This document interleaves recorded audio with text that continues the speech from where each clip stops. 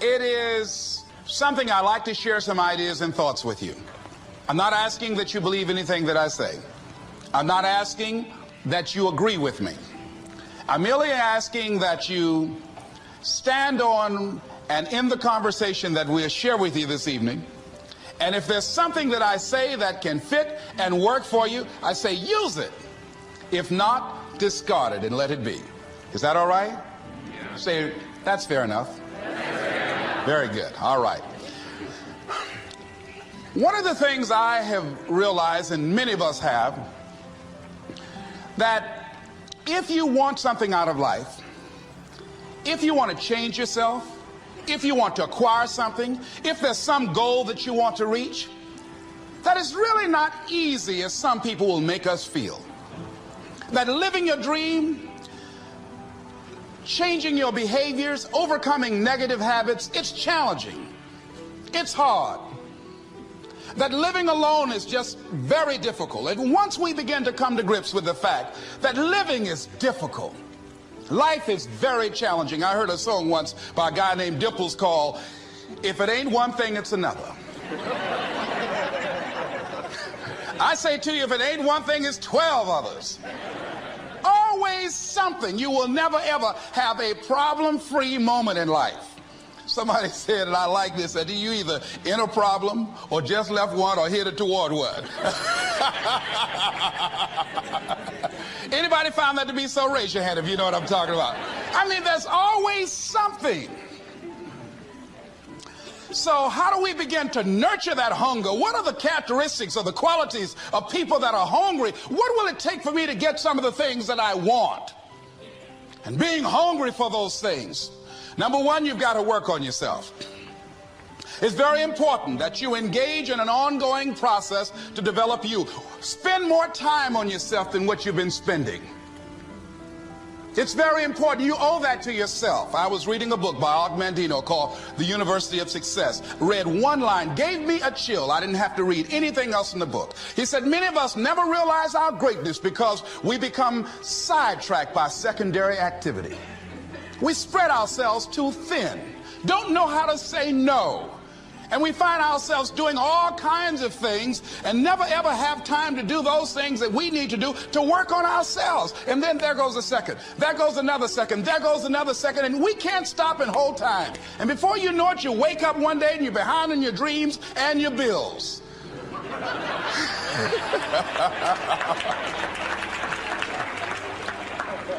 So decide that you're going to take some time to work on you, that you deserve that from yourself, that your life deserves some prime time because you are creating your own production. As Michael Todd would say, you are the star of your show. You are the director. You're writing the script. And you will determine whether your life is a smash office hit or flop. You determine that. Working on yourself, talking to yourself. That's so very important. Overcoming the negative conversation, that inner dialogue that's going on all the time, even when you don't want it to be there. You can't stop yourself right now from thinking. You can't do it. It's going on. And so learning how to empower yourself, part of doing that is standing up to yourself. You've got to stand up inside yourself sometimes and say, shut up. You've got to do this. I was going to give a presentation, and this voice inside of me saying, you can't do this. You don't have everything it takes. Shut up. Yeah, I'm behind on my bills, and you're telling me what I can't do. I have got to do it. You'll get scared sometimes. Your mind will go blank on you. Some people you will allow to unnerve you, and you wonder, what's wrong with me? I'm not crazy. That's why you've got to learn to make a conscious, deliberate, determined effort to stand up inside yourself. Working on yourself, watching that inner dialogue, it will determine the quality of your life. I don't believe this. I know this. I've had a challenge of losing weight. I'm walking through the airport, this voice say, why don't you have some M&M peanuts? No!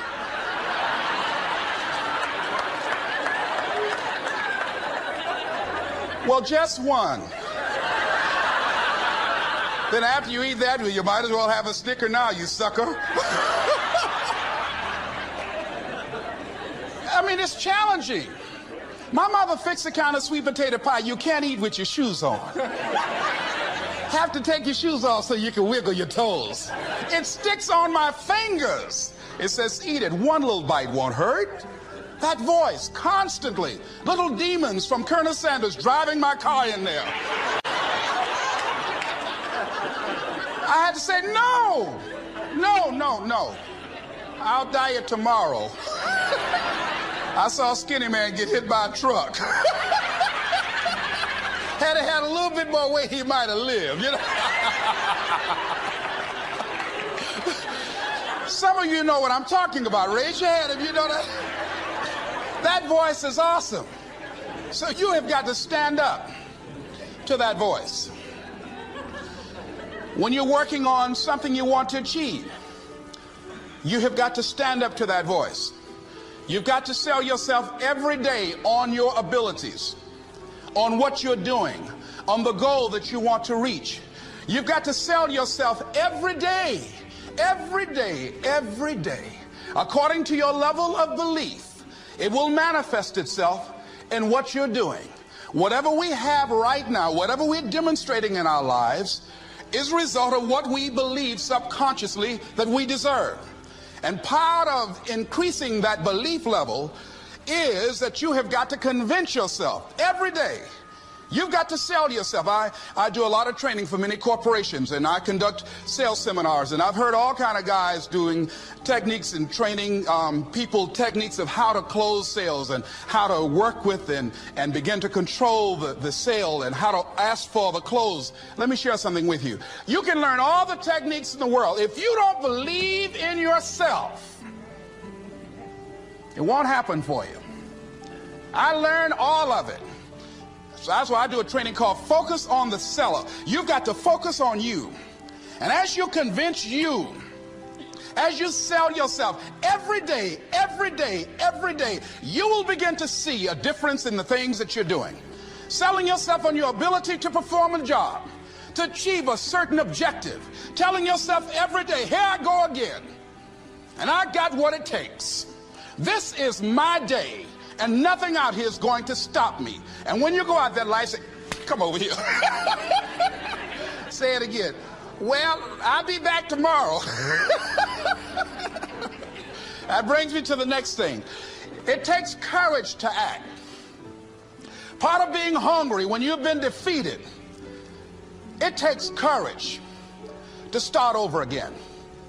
I used to do door-to-door sales, and I was working with another friend of mine, and door-to-door sales, I mean, it's punishing.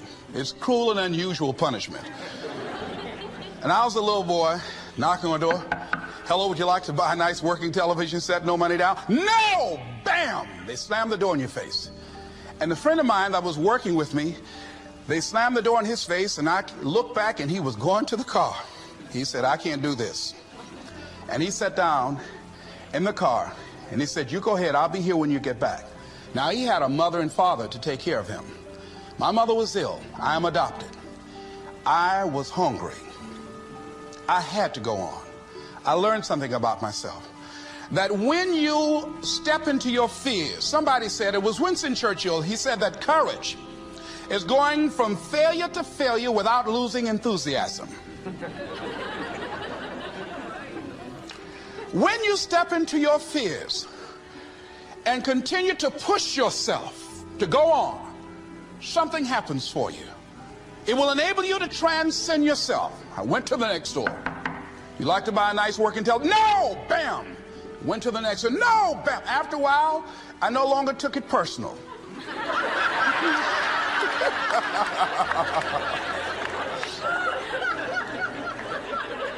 And I began to play a game. I said, well, I know there's a yes out here somewhere.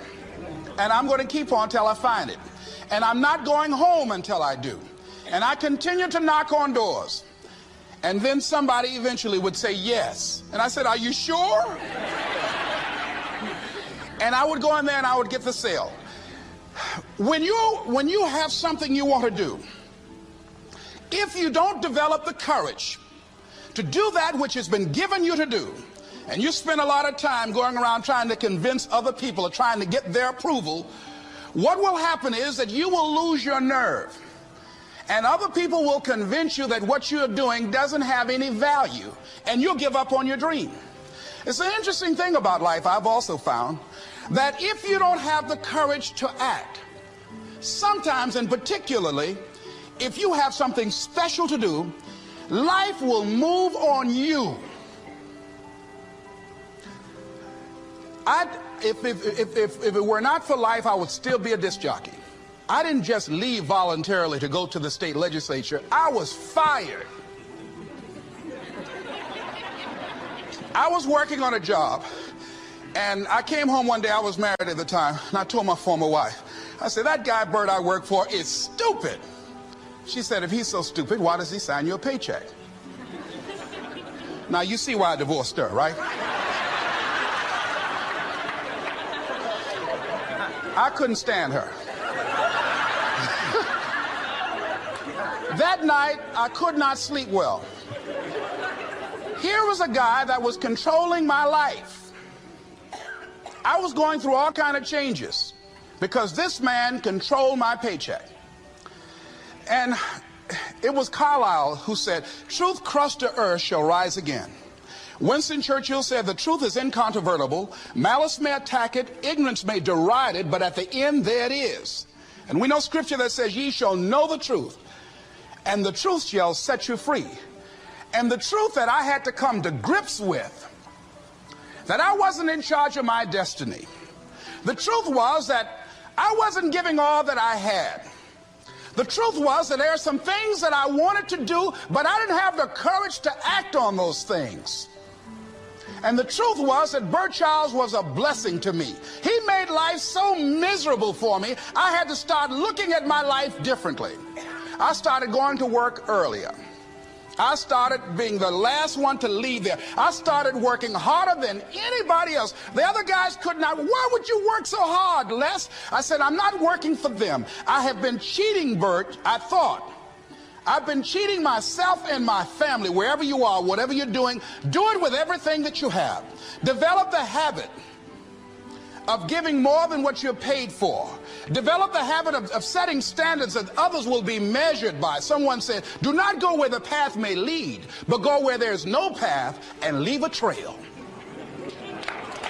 All right? It is easy to be negative today. It is easy to have low morale today. I was at a corporation and they're going through downsizing and going to lay off some 1,500 people over the next few weeks. It's very depressing there. And those people that stay there 9 times out of 10, they're just going to do just enough to keep from getting fired. Anybody can do that. But if you can begin to harness yourself and say that where I am, I'm going to do the best I can with what I got, because that is an expression of who I am. If you get into the habit of just being mediocre, it will become a part of your consciousness. If you get in the habit of giving less than what you have it within you to give, it will begin to reflect itself in your personality. It will begin to damage you psychologically. And you don't want to be a part of that kind of self-destructive behavior. And so you want to set some high standards for yourself. The next thing, part of what feeds that hunger, you've got to develop a sense of urgency. Aurelia said, stop living your life like you have 1,000 years to live. In life, you're either here today and you're gone today. If there's something that you want to do and you can't do it all at one time, do just a little bit of it. I like what Robert Schuller says. He said, by the yard it's hard, but inch by inch, anything is a cinch. Do just a little bit of it. A friend of mine, Bobby Kerr, used to be a roommate. Bobby wanted to go into the area of public relations. He loved working with the public. Young lady he wanted to marry named Clarice. Bobby was a great procrastinator. Pretty soon the job where Bobby worked, they transferred him to another location. He went out to celebrate with the people on that new job site. And Bobby suffered a massive heart attack and died. Bobby didn't drink and didn't smoke, was under 40, and he died. Ask you a question, how much time do you have left? How much time do you have left? When you start thinking about that, we don't know. We don't know. Bobby took all the greatness and all of the talent and all of his abilities to his grave with him.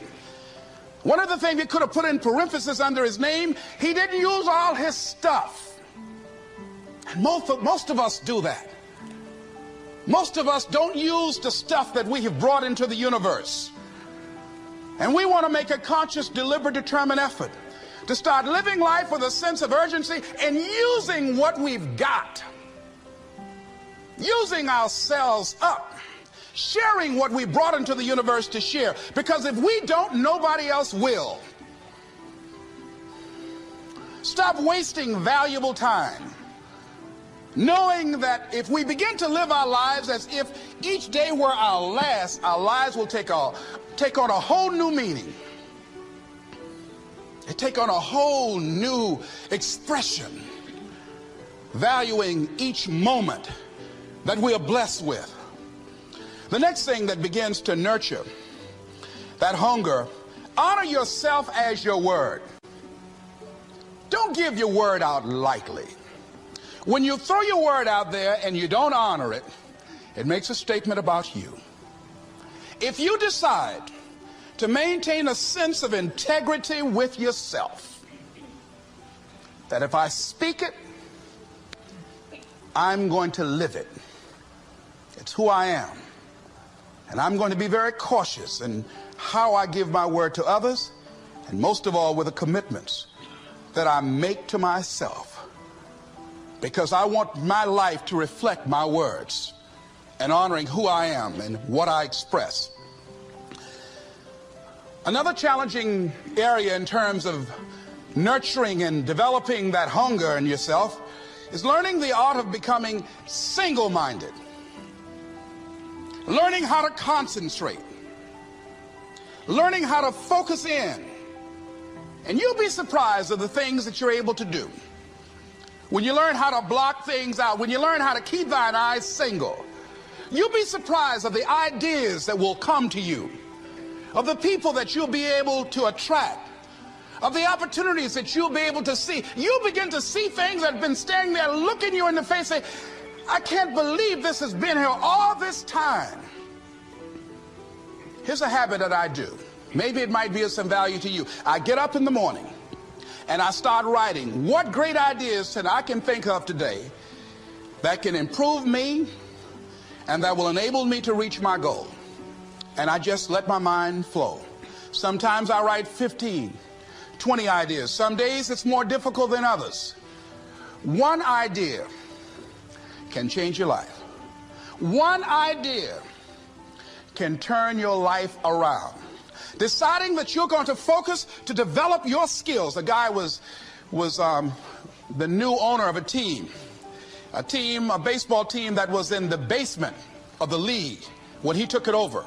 He went to the pitcher and he said, what is your best throw? He said, well, I got a good curveball and I've got a good fastball. And he went on talking about his different throws. He said, but tell me this, what is your best throw? He thought for a moment. He said, I've got a good fastball. He said, that's all I want you to work on. Nothing else. Just develop your fastball. The next year, they went to the World Series. Most people don't know where their fastball is. Most people go through life never discovering what their talents are. Most people never develop their talents. They have skills and abilities, but if you don't nurture them, if you don't develop them, they will never serve you. Your gifts can take you many places if you develop your gifts. Most of us don't like to do those things that come easy to us. I've always loved to talk to people. I decided, taking this advice, to develop my skills as a speaker. And my gift has developed and it's taken me many places. You have something that you brought to the universe. And that if you decide that my life deserves my developing this, what I do well, and becoming the best at it and mastering myself and seeing what I have within me, if you decide to drop your buckets where you are and develop your gifts, I grant you, you'll never ever be without. I grant you that your gifts will take you places that will literally amaze you. I grant you that if you begin to work to develop your gifts, you'll develop a strong sense of happiness. You'll get a larger vision of yourself, because part of beginning to get a larger vision of yourself, all of us need some area of our lives where we can have a feeling of competence. That people know when they think about this area, that's something you do. That you eat and sleep that. And that you do that. You do that. And people know it. And you know it. And you know that you know this. If you don't know anything else, you know this. Can you tell I know what I'm doing? Oh, hello. You know this. So you've got to work on it. When other folk are having a good time, you've got to have the strength of character to concentrate, to read, to digest information. If you decide in any particular area that you're concerned about, to make a conscious, deliberate, determined effort to read one book a month in that area, in 5 years, you'll be among the top 5% experts in the world. I read a minimum of 2 books a week. The average American reads only 1 book a year.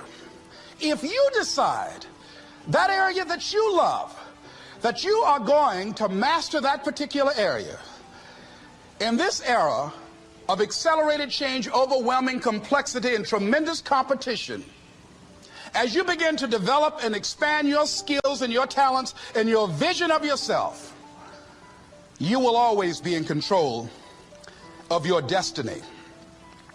The next thing is, whatever it is that you want to do, you want to do it massively. I have a friend who was telling me that his sales were down. I said, well, how many phone calls you make a day? He said, 25. I said, double them. Make 50 or 75 or 100. He said, oh man, that's just too much. He said, what do you mean too much? You behind on your bills? You're talking about too much? You know one way to get back on your feet real quick is to miss 2 car payments? You talking about you're tired? There's no competition out here. Decide that you're going to push yourself. Most people won't do that. Most people give up on themselves easily. You know the human spirit is powerful. There's nothing as powerful. It's hard to kill the human spirit. They asked Benjamin Disraeli, a man who became the head of a country at a time when Jews were not allowed out after 10 o'clock. They said, how did you do it? How did you achieve it against such great odds? He said, nothing can resist the will of a people that will stake even their existence on the extent of their purpose for good. That when you have a made-up mind, when you decide that you want to do something, I was reading something the other day, he said, the power to hold on in spite of everything, the power to endure, this is the winner's quality. The hunger, the ability to face defeat again and again without giving up. This is a winner's quality. You have that quality within you.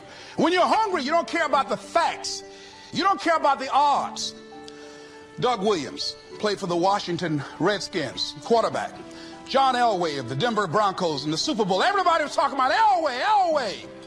After the Super Bowl, when Doug Williams made a historic passing game, they asked him, said, how were you able, in spite of all of the negative publicity saying that you couldn't win, how did you do it?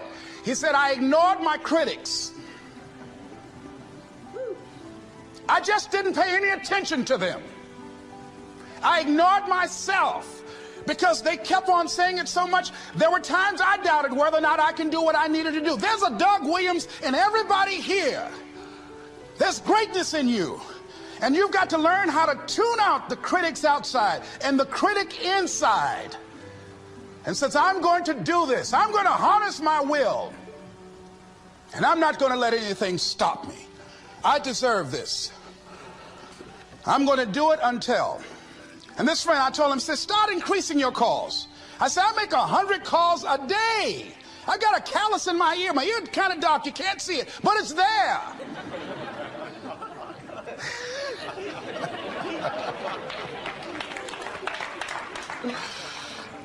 His sales have increased. He's working harder now. The other thing is that if you want something, you have got to be relentless. You've got to learn how to become resourceful. You've got to learn how to become creative. When crises strike in your life, and in the Chinese language, crises mean danger, but it also means opportunity. And this is an opportunity for you to grow. And you've got to be so relentless, regardless of what comes down the pike, that you're always looking for a way to get over, always looking for a way that you can break through, always looking for a way that you can win.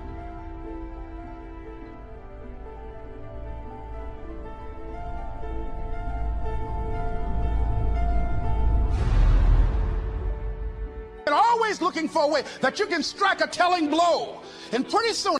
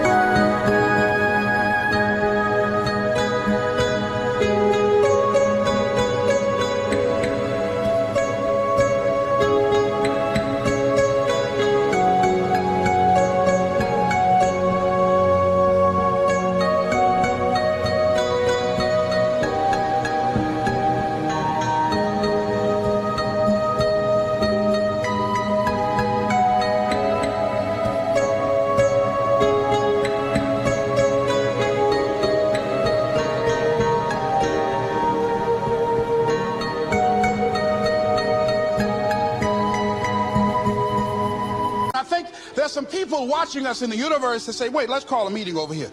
You know that guy Mustafa? Look at him down there. He won't stop. Just that fool don't know he can't get over. Look here. Why don't we do this? Let him go and let's mess with somebody else. Just let him go on through.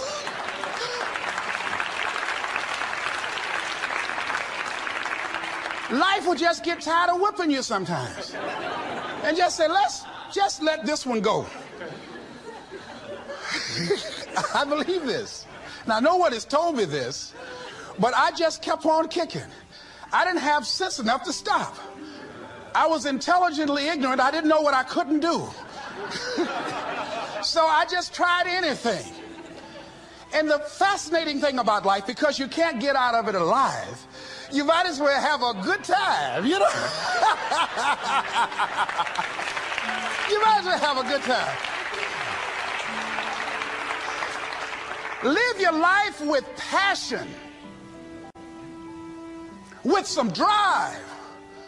I was giving a seminar the other day, and I mentioned that I was going to do some training in August with some young teenagers and take about 100 away to a 2 or 3 day camp and wipe them out. Been working on this.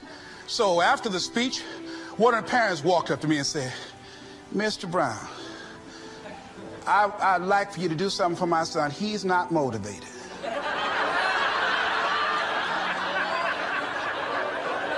I said, I wonder why.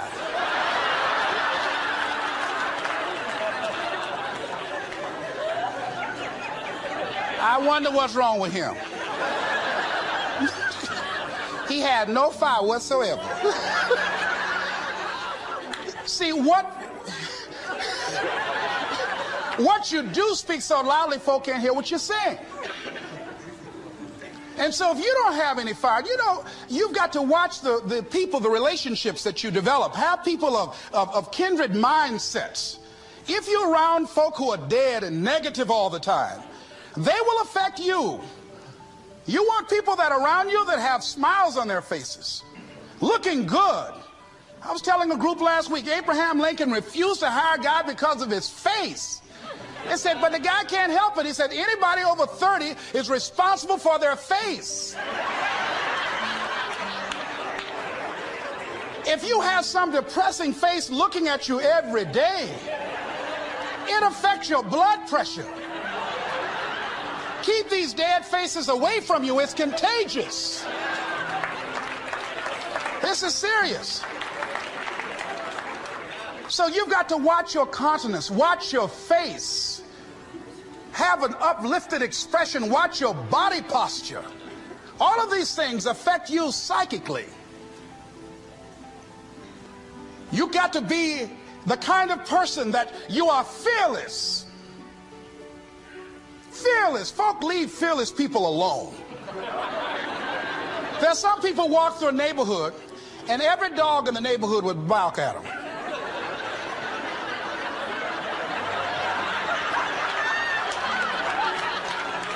But there's some people come through and ain't nobody gonna mess with this.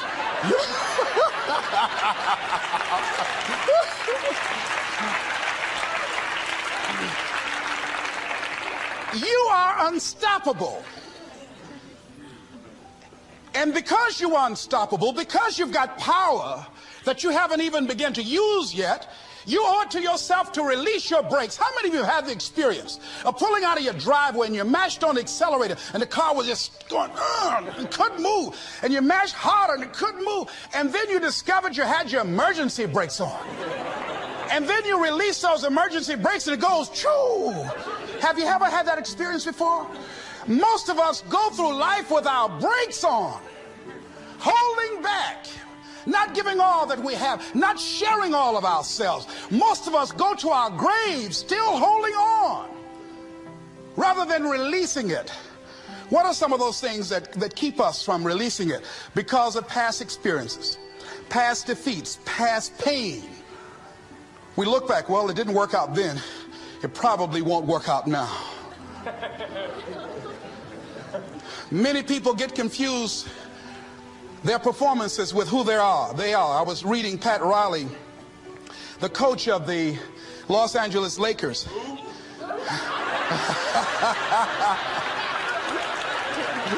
But you're going to like this quote here. After the Trailblazers had blown them out of the water, and I'm sure he said this last night, they asked him, how do you feel? He said, tonight we were exposed for what we are right now. You see?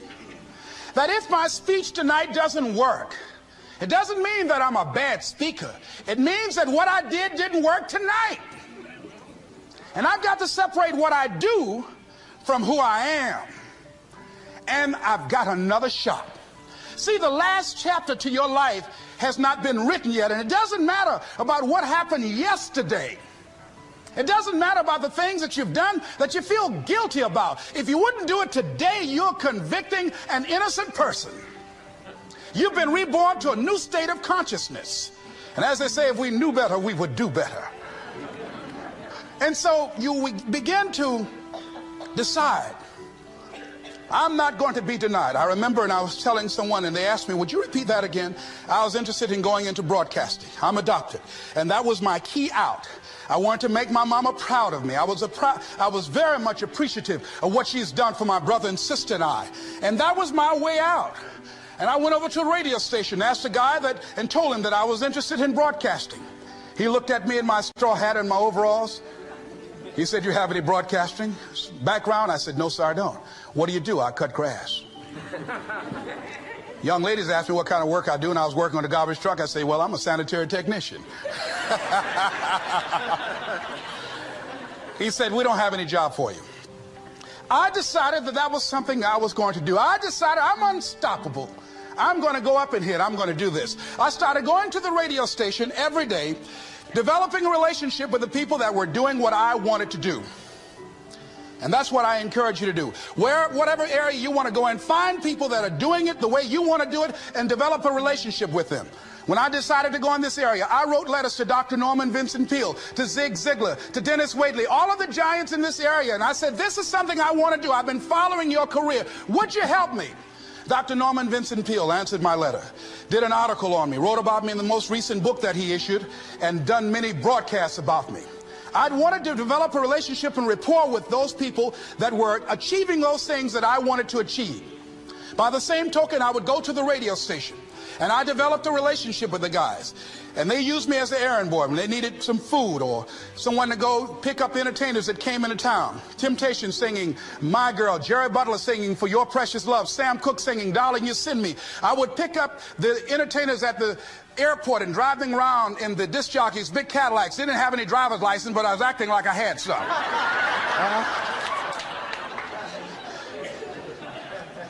Every day I used to go home and work on my communication skills, developing myself.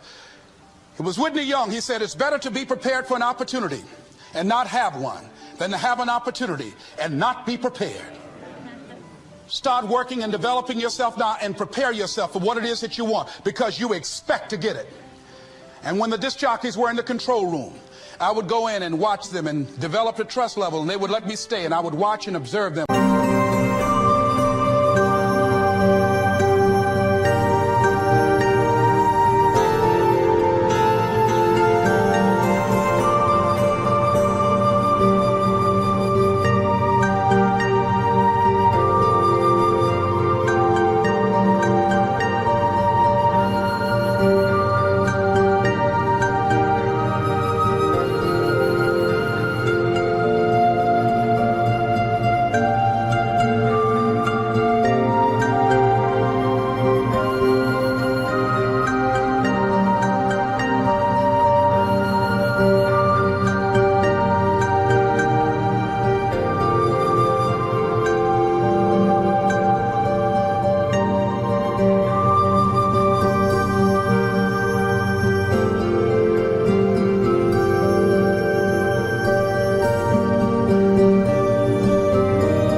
Working the controls.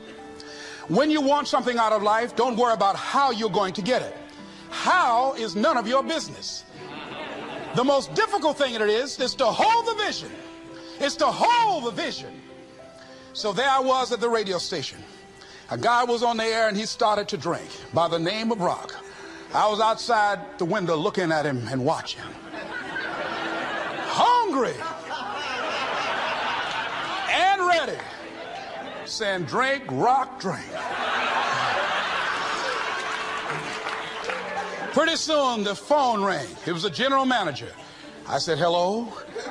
He said, Les, this is Mr. Klein. I said, I know. He said, Rock can't finish his program. He's slurring his words. I said, I know. Can you work the controls until one of the other disc jockeys come in? Would you call them? I said, yes, sir. I hung the phone up. I said, now he must be think I'm crazy. I called my mama and my girlfriend Cassandra, said, y'all come out on the front porch and turn up the radio. I'm about to come on the air.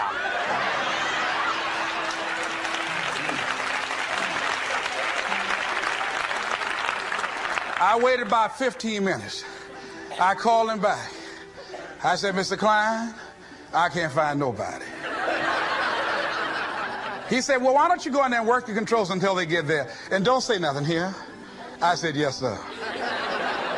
I couldn't wait to sit down at that turntable, Mustafa.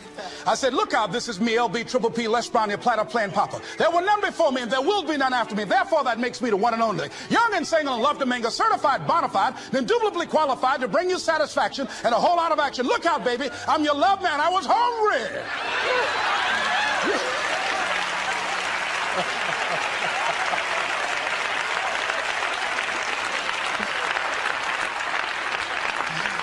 Shake somebody's hand on your right and left and say, you've got to be hungry.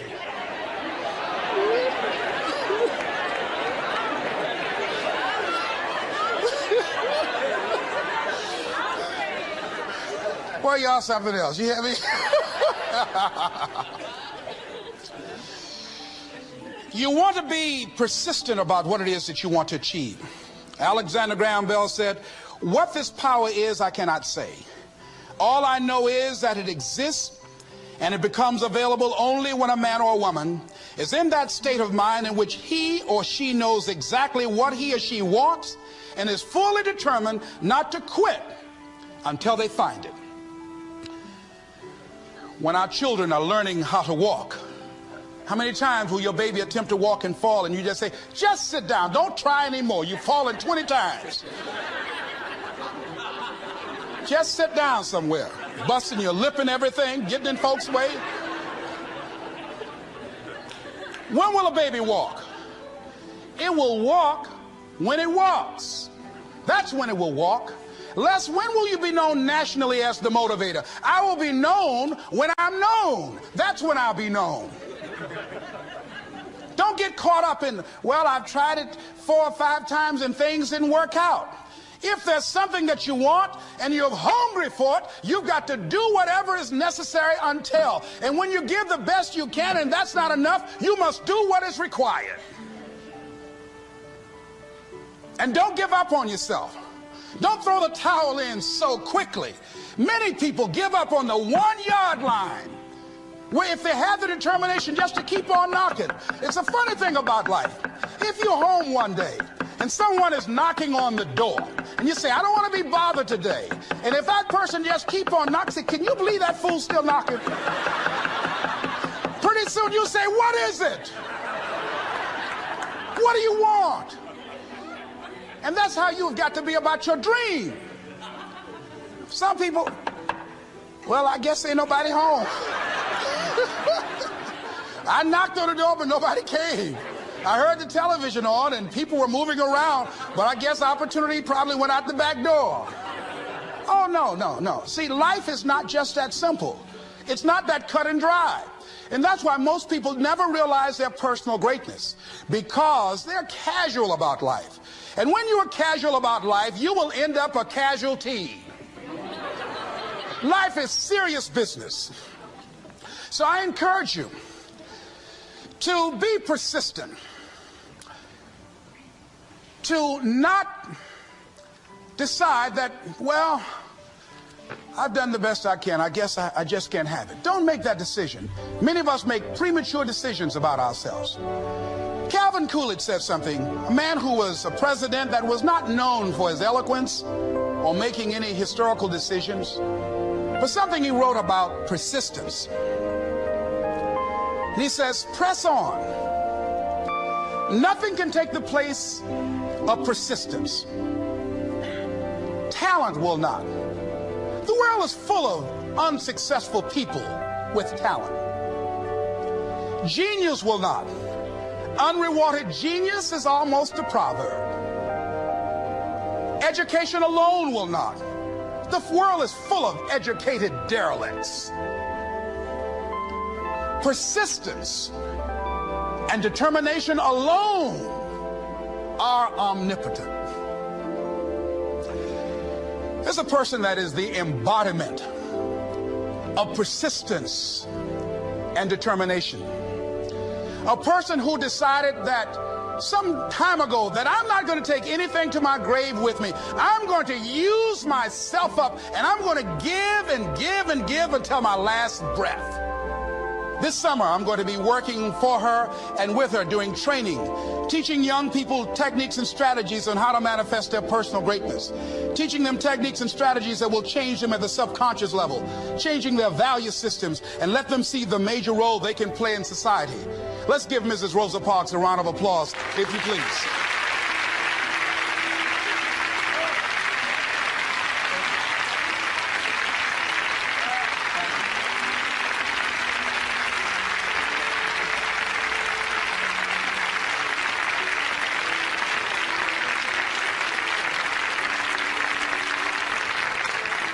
Here we are in the presence of greatness.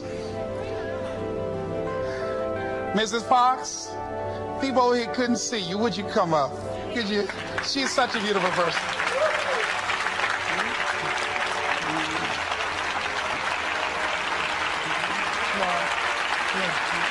Beautiful person.